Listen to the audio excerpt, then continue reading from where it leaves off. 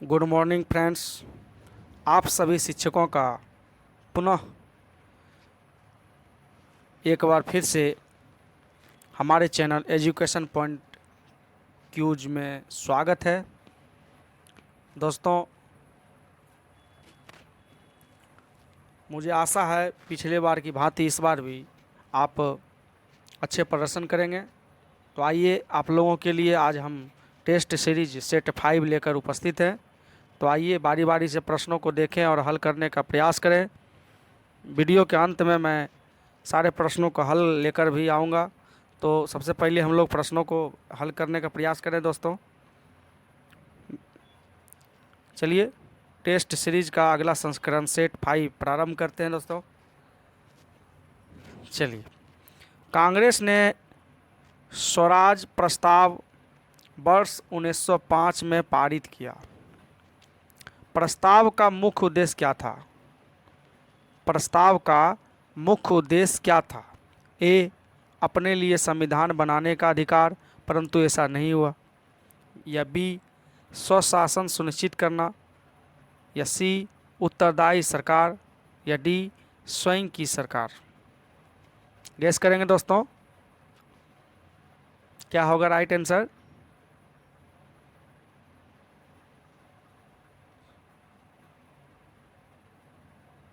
चलिए next question की ओर चलें। 2 नंबर का प्रश्न है दोस्तों, भारतीय राष्ट्रीय कांग्रेस के प्रथम अधिवेशन में कितने प्रतिनिधियों ने भाग लिया? भारतीय राष्ट्रीय कांग्रेस के प्रथम अधिवेशन में कितने प्रतिनिधियों ने भाग लिया? ए, 52 प्रतिनिधि। बी, 62 प्रतिनिधि। सी, 72 प्रतिनिधि। या डी, 84 प्रतिनिधि। गैस करेंगे दोस्तों।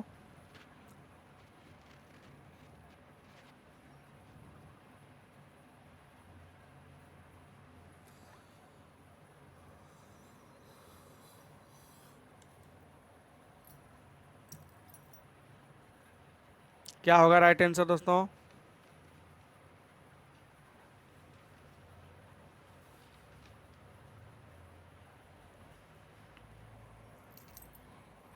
चलिए नेक्स्ट क्वेश्चन की ओर चलें। 3 नंबर का प्रश्न है दोस्तों, स्वतंत्र भारत के प्रथम गवर्नर जनरल कौन थे? स्वतंत्र भारत के प्रथम गवर्नर जनरल कौन थे? A, C Rajagopalachari. B, D Savarkar. C, Bal Gangadhar तिलक। या डी, सरदार वल्लभ भाई पटेल। क्या होगा राइट आंसर दोस्तों? दोस्तों, यहाँ जितने भी प्रश्न हैं सारे बीपीएससी में पूछे गए प्रश्नों का संग्रह आपको मिलेगा दोस्तों यहाँ।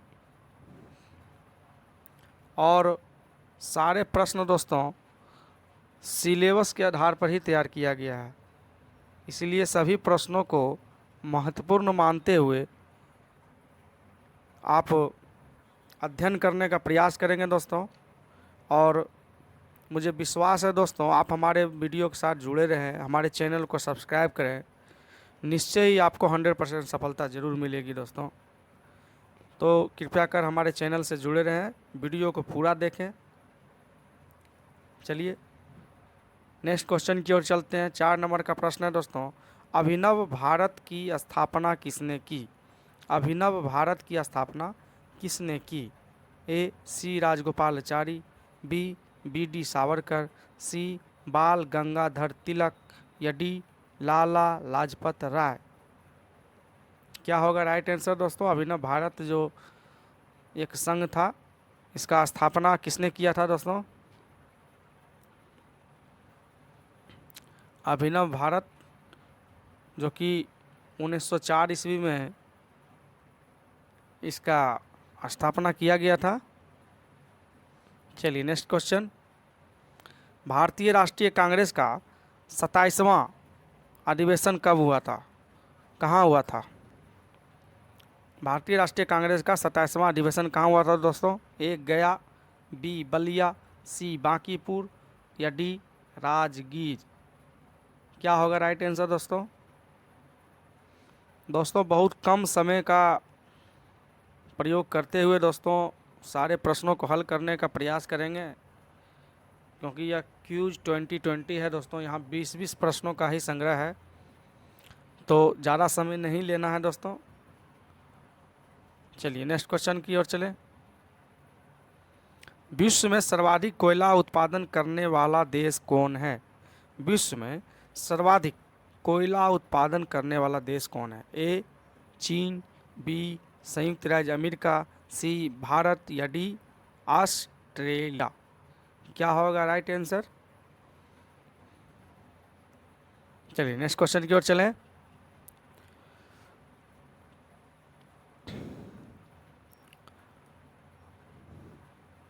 सात नंबर का प्रश्न है दोस्तों, बिहार में अभी हाल ही में किस शहर में हवाई यात्रा प्रारंभ हुआ? हवाई यात्रा, ए गया, बी भागलपुर, सी दरभंगा या डी राजगीर। हवाई यात्रा कहाँ शुरुआत हुआ दोस्तों? हवाई यात्रा बिहार के लिए बहुत गौरवशाली क्षण रहा होगा दोस्तों, जब बिहार के ही एक महत्वपूर्ण शहर से हवाई यात्रा प्रारंभ हुई। चलिए 8 नंबर का प्रश्न देखते हैं दोस्तों, प्रांतीय सरकार का गठन किस अधिनियम के तहत किया गया? प्रांतीय सरकार का गठन किस अधिनियम के तहत किया गया? माने राज्यों में प्रांतीय सरकार का गठन जो किया गया किस अधिनियम के तहत किया गया? ए 1935 सरकार अधिनियम, बी 1919 अधिनियम, सी 1921 अधिनियम या डी उपरोक्त में से कोई नहीं। क्या होगा राइट आंसर दोस्तों? गैस करेंगे।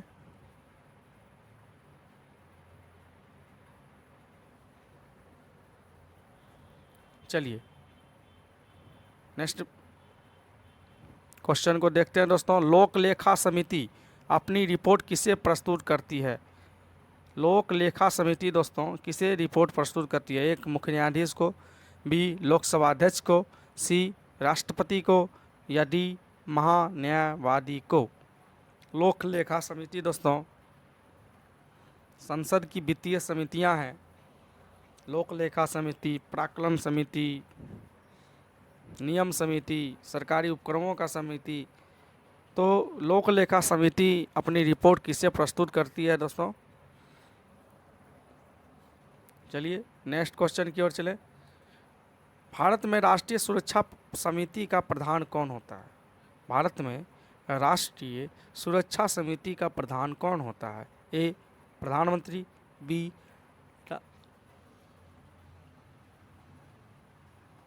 राष्ट्रपति, सी सर्वोच्च न्यायालय के मुख्य न्यायाधीश या डी थल सेना अध्यक्ष। कौन होता है दोस्तों राष्ट्रीय सुरक्षा समिति का प्रधान? चलिए नेक्स्ट क्वेश्चन की ओर चले दोस्तों। अभी तक यदि आप हमारे चैनल को सब्सक्राइब नहीं किए हैं दोस्तों, तो मेरे चैनल को सब्सक्राइब जरूर कर लें, ताकि हम और नए नए वीडियो आप लोगों के बीच लाते रहें। ठीक है, चलिए नेक्स्ट क्वेश्चन की ओर देखते हैं दोस्तों। टमाटर में लाल रंग के कारक कौन है? टमाटर में लाल रंग के कारण क्या है? टमाटर में लाल रंग के कारण क्या है दोस्तों? आप टमाटर में लाल रंग जो देखते हैं उसका कारण क्या है? उसका क्या रासायनिक कारण है दोस्तों? ए केरोटीन, बी लाइकोपीन या सी टेनिन या डी ए और बी दोनों। क्या होगा दोस्तों? ए और बी दोनों। क्या होगा राइट आंसर? टमाटर में लाल रंग का कारक क्या है दोस्तों? चलिए वीडियो के अंत में ज़रूर आंसर देखेंगे, आप लोग फिलहाल अभी बनाएं। चलिए नेक्स्ट क्वेश्चन की ओर चलें। 12 नंबर का प्रश्न है दोस्तों, वैसे पौधे जो नमक युक्त मिट्टी में उगते हैं कहलाते हैं? वैसे पौधे जो नमक युक्त मिट्टी में उगते हैं वो क्या कहलाते हैं? ए हेलोफाइट, बी जीरोफाइट या सी हाइड्रोफाइट या डी इनमें से कोई नहीं। नमकीन मिट्टी में एक होता है बलुई मिट्टी में, एक होता है जलीय पौधे। तो बहुत तमाम तरह के पौधे होते हैं दोस्तों। तो इसका रासायनिक नाम क्या है? चलिए नेक्स्ट क्वेश्चन में देखते हैं। नया क्वेश्चन 13 नंबर का प्रश्न है दोस्तों, जीनेटिक्स निम्न में से किसका अध्ययन है? जीनेटिक्स निम्न में से किसका अध्ययन है? ए मेंडल के नियम का, बी आनुवांशिकता और विचरण का, सी डीएनए संरचना का, या डी इनमें से सभी। क्या होगा राइट आंसर दोस्तों? चलिए नेक्स्ट क्वेश्चन की ओर चलें। 14 नंबर का प्रश्न है दोस्तों, प्रयोजन विधि का जनक किसे माना जाता है? प्रयोजन विधि का जनक किसे माना जाता है? ए वाटसन, बी जॉन डीवी, सी ट्रेवेल, या डी स्किनर। क्या होगा राइट आंसर दोस्तों?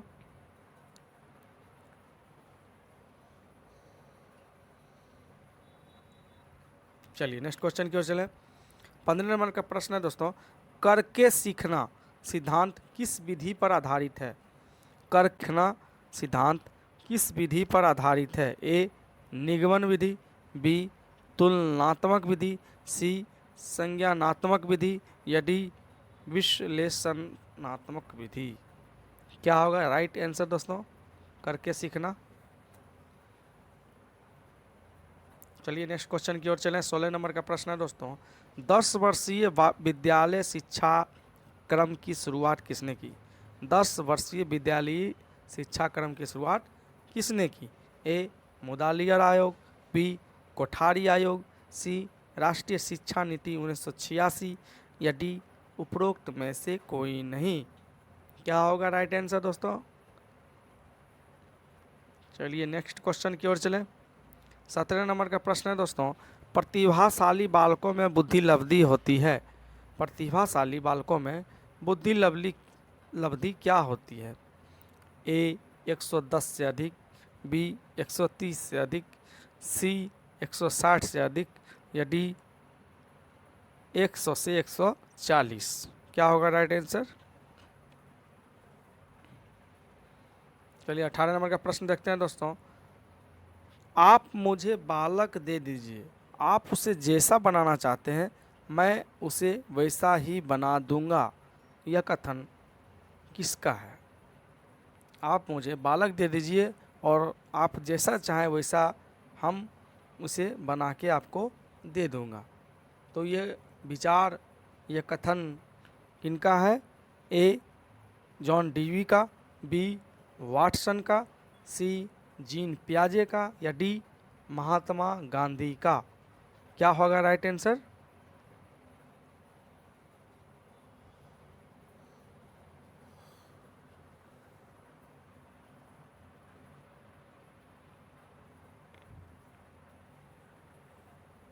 चलिए नेक्स्ट क्वेश्चन की ओर चलें दोस्तों। एक कक्षा में 20 लड़की तथा 30 लड़का है तो लड़की का प्रतिशत क्या होगा?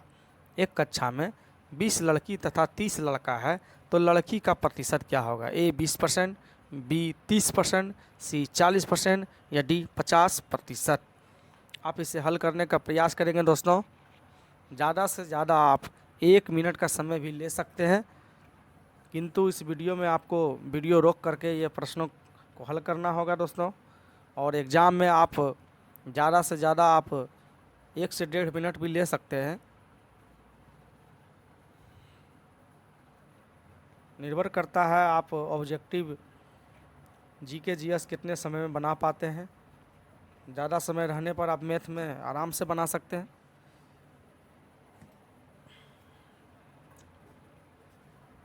चलिए नेक्स्ट क्वेश्चन की ओर चलें दोस्तों। 2 लगातार सम संख्याओं का योग 66 है तो उन संख्याओं का गुणनफल क्या होगा? 2 लगातार सम संख्याओं का योग 66 है तो उन संख्याओं का गुणनफल क्या होगा? ए 920, बी 1088, सी 1100, या डी 1132। हल करने का प्रयास करें दोस्तों।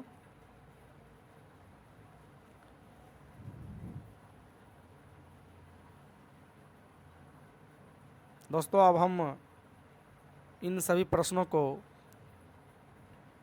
हल करने का प्रयास करेंगे। आप लोग एक बार इसे अपने दिए गए उत्तर से मिलान कर लें। मुझे आशा है दोस्तों आप अच्छे प्रदर्शन भी किए होंगे, फिर भी आप इसे एक बार मिला लें।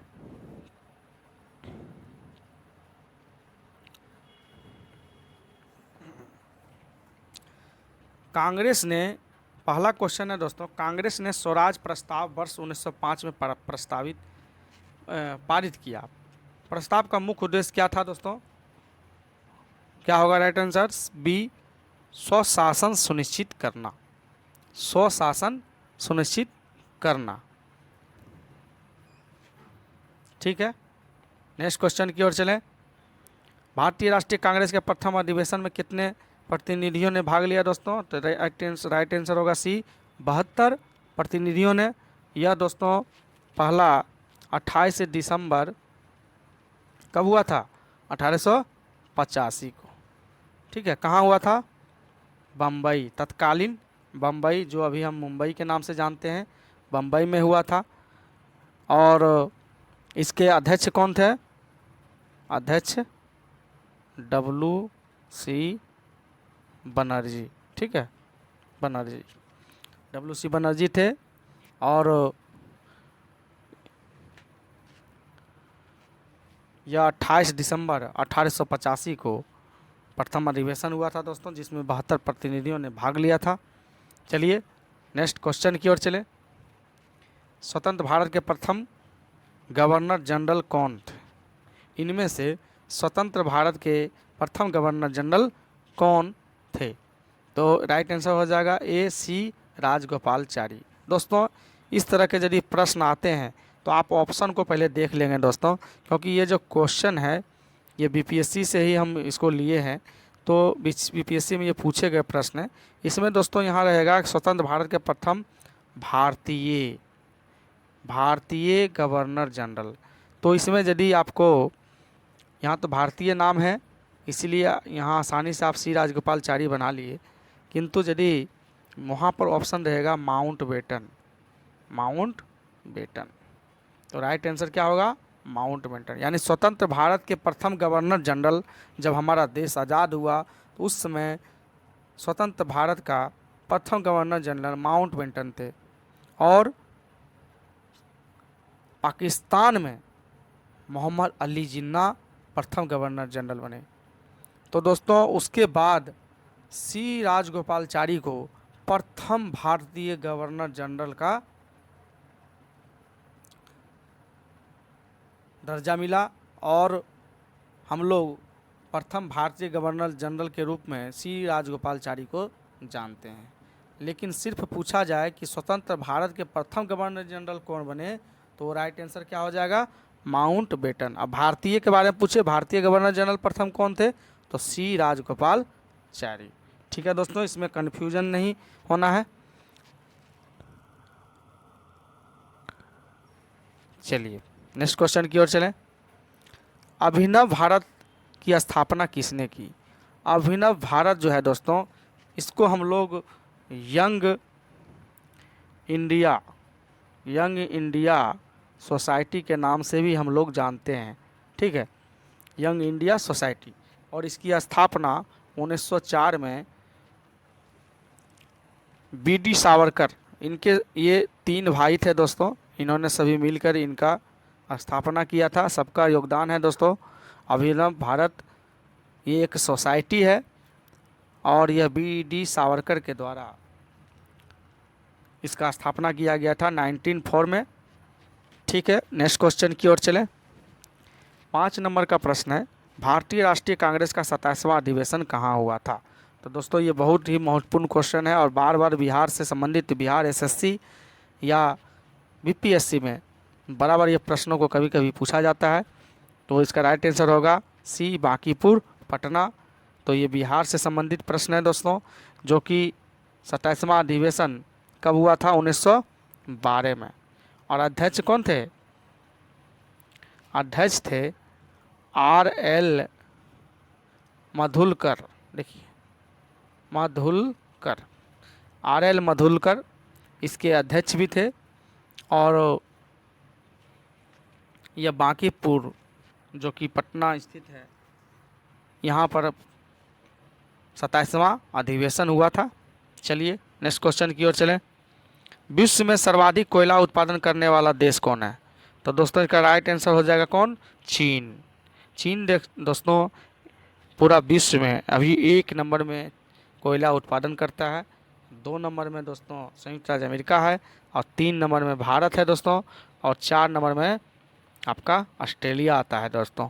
तो इस तरह से आप देख भी सकते हैं कि भारत कोयला उत्पादन दृष्टि से देखा जाए तो तीसरा सबसे बड़ा देश है, जबकि चीन 1 नंबर में पहला देश है, 2 नंबर में संयुक्त राज्य अमेरिका।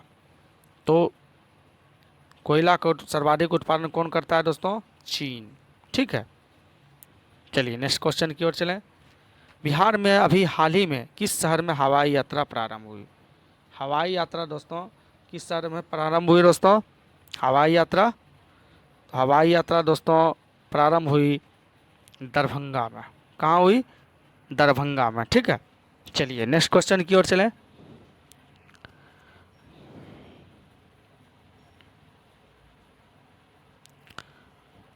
नेक्स्ट क्वेश्चन है दोस्तों 8 नंबर का प्रश्न है, प्रांतीय सरकार गठन किस अधिनियम के तहत हुआ? प्रांतीय सरकार गठन किस अधिनियम के तहत हुआ दोस्तों? राइट आंसर होगा 1935। क्या होगा दोस्तों? 1935 अधिनियम। इसके तहत दोस्तों द्वैध शासन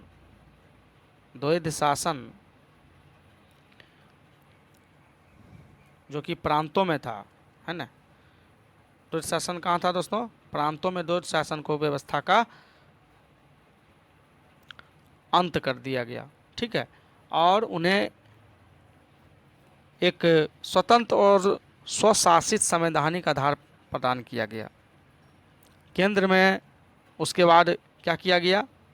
प्रांतों में तो द्वैध शासन को क्या किया? खत्म कर दिया, बंद कर दिया, और केंद्र में क्या किया? चालू कर दिया। इसे चालू कर दिया द्वैध शासन को। यह एक संघीय न्यायालय की व्यवस्था है। ठीक है दोस्तों, इस तरह से आप अधिनियम से संबंधित एक बार अध्ययन जरूर कर लेंगे दोस्तों। ठीक है, चलिए नेक्स्ट क्वेश्चन की ओर चलें। लोक लेखा समिति अपनी रिपोर्ट किसे प्रस्तुत करती है दोस्तों? संसद की यह वित्तीय समिति है दोस्तों। ठीक है, लोक लेखा समिति, प्राक्कलन समिति, है ना, और नियम समिति, सरकारी उपक्रमों का समिति, इस तरह के समिति आपके भारतीय संसद में ये 3 वित्तीय समिति बने हैं, जिसमें कि प्रत्येक वर्ष इसका चुनाव होता है दोस्तों। और इसमें कि लोकसभा, एक है प्राक्कलन समिति, एक है लोक लेखा समिति, जिसमें कि लोकसभा से इसमें सदस्यों का चुनाव होता है, राज्यसभा और लोकसभा से। अब है कि कितने कितने सदस्यों का इसमें चुनाव होता है दोस्तों? राइट आंसर इसका क्या होगा दोस्तों? लोक सेवा अध्यक्ष। क्या होगा दोस्तों? लोक सेवा अध्यक्ष अपना रिपोर्ट किसे प्रस्तुत करती है? लोक सेवा अध्यक्ष को। दोस्तों इसे आप लोक लेखा समिति को प्राक्कलन समिति की जुड़वा बहन कहते हैं दोस्तों। ठीक है, ये भी क्वेश्चन आ सकता है, जुड़वा बहन इस समिति को कहा जाता है। तो लोक लेखा समिति को प्राक्कलन समिति का जुड़वा बहन भी कहा जाता है। ठीक है, अब है कि लोक लेखा समिति में कितने सदस्य होते हैं? तो इसमें सदस्य कितने होते हैं दोस्तों? सदस्य होते हैं 22। कितने कितने? 15 लोकसभा। ठीक है, देखिए 15 लोकसभा से प्लस 7 राज्यसभा से। ठीक है, राज्यसभा से। अब है कि इसका जो चुनाव होता है वो प्रत्येक 1 वर्ष में होता है, और इसका जो अध्यक्ष होता है विपक्ष के सदस्यों में से ही एक को चुना जाता है दोस्तों। और लोक लेखा समिति में राज्यसभा के सदस्य होते हैं। ठीक है, और नियंत्रण महालेखा परीक्षक द्वारा दिया गया लेखा परीक्षण प्रतिवेदन की जांच करना इनका मुख्य कार्य है, और अन्य खर्चों पर भी यह निगरानी रखती है। तो इस तरह से यह वित्तीय समिति है। और दोस्तों एक है प्राक्कलन समिति। प्राक्कलन समिति में 30 सदस्य होते हैं, और राज्यसभा के सदस्यों को इसमें शामिल नहीं किया जाता है, जबकि लोक लेखा समिति में राज्यसभा के भी सदस्यों को शामिल किया जाता है। और सदस्य का कार्यकाल प्राक्कलन समिति का भी 1 वर्ष होता है। और इसका कार्य क्या है प्राक्कलन समिति का? सरकारी खर्च में कैसे कमी लाई जाए एवं प्रशासनिक सुधार पर भी ध्यान देती है। प्राक्कलन समिति के प्रतिवेदन पर बहस नहीं होती है। तो दोस्तों इस तरह से आप संसद की वित्तीय समितियों को एक बार जरूर अध्ययन कर लेंगे दोस्तों, ठीक है। चलिए आगे बढ़ते हैं दोस्तों। भारत में राष्ट्रीय सुरक्षा समिति का प्रधान कौन होता है? तो प्रधान होता है राष्ट्रपति। राष्ट्रपति होता है दोस्तों, क्योंकि भारतीय संघ की कार्यपालिका दोस्तों, कार्यपालिका शक्ति किसमें निहित होती है? कार्यपालिका शक्ति राष्ट्रपति में निहित होती है ना, राष्ट्रपति में निहित होती है। तो इस तरह से भारत का राष्ट्रीय सुरक्षा समिति का प्रधान कौन होता है? राष्ट्रपति होता है। सर्वोच्च कमांडर होता है राष्ट्रपति। चलिए नेक्स्ट क्वेश्चन की ओर चलें। टमाटर में लाल रंग के कारक हैं। टमाटर में लाल रंग के कारक क्या है दोस्तों? टमाटर में लाल रंग के कारक है लाइकोपीन, है ना। क्या है दोस्तों?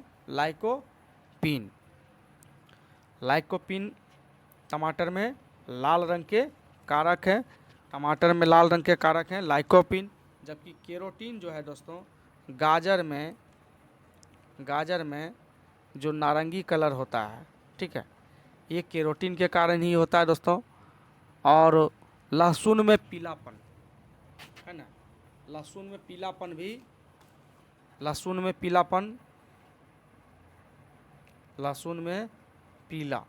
पीलापन जो होता है ये भी केरोटीन के द्वारा होता है, ठीक है। तो लाइकोपीन में लाल, टमाटर में लाल रंग, और केरोटीन लहसुन में पीलापन एवं गाजर में नारंगी। इस तरह से आप और बाय ऑप्शन भी हल कर सकते हैं दोस्तों। एक यहाँ देखिए टेनिन। टेनिन का क्या काम है? यह जो आंवला में जो कसेलापन होता है ना, कसेलापन, उसका कारक क्या है? टेनिन। आंवला में कसेलापन, टेनिन। देखिए ये हुआ आंवला, ठीक है। चलिए नेक्स्ट क्वेश्चन की ओर चलें। वैसे पौधे जो नमक युक्त मिट्टी में उगते हैं कहलाते हैं, क्या कहलाते हैं?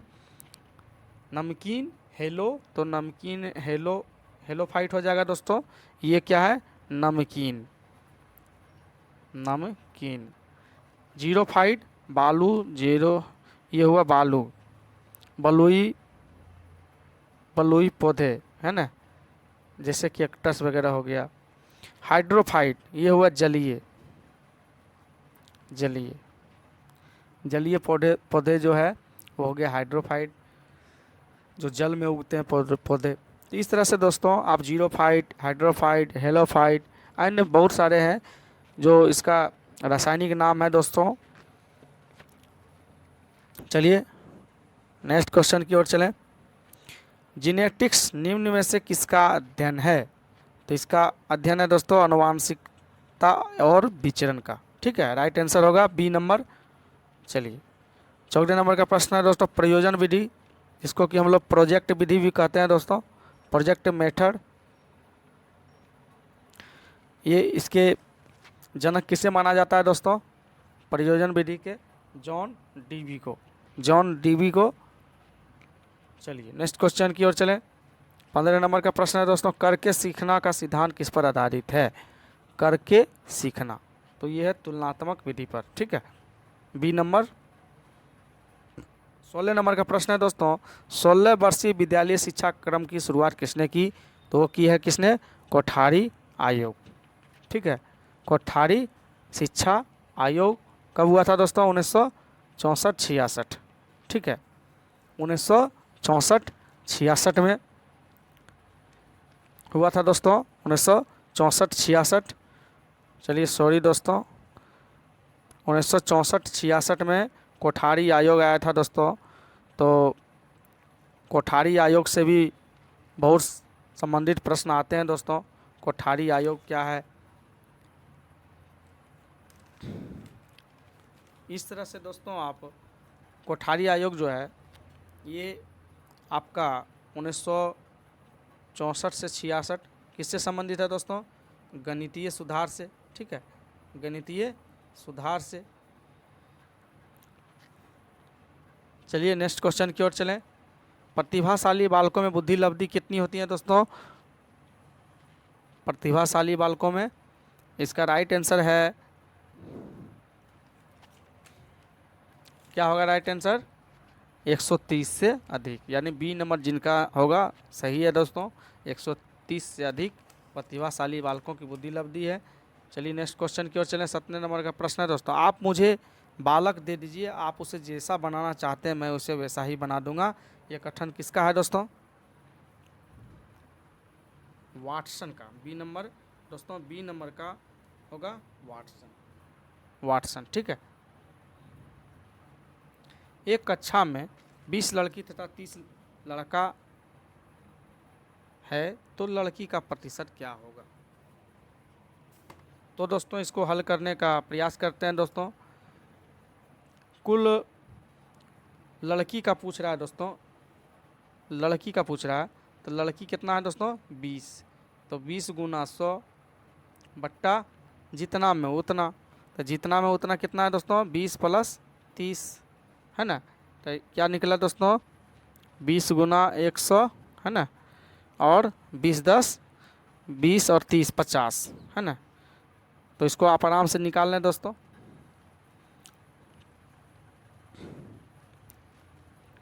बीस गुना 30 बट्टे 50। चलिए ये 0 0 कट्टा, 5 चौक 20,